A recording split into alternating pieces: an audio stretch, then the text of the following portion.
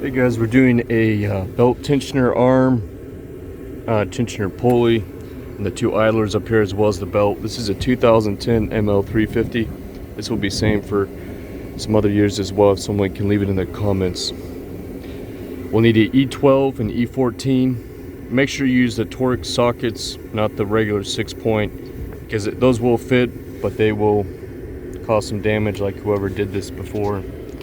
There's a little pin on this belt tensioner arm. Once we take the tension off by putting a 17mm here, we'll be able to slide that pin in to lock it in place. These are the new parts we're getting. I'll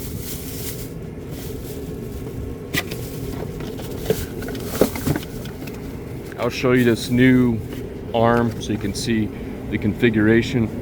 Make sure you put some Loctite on the bolts when you put them back in, that way they don't back out. Here's where that pin will go in. 17mm socket on here, and turn it. Slide that pin in there and it will lock it. That way you can get to these two bolts to take off. This is the belt diagram.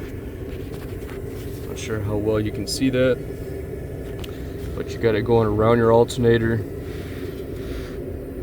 Below your water pump, idler, pulley, tensioner, crank, AC compressor.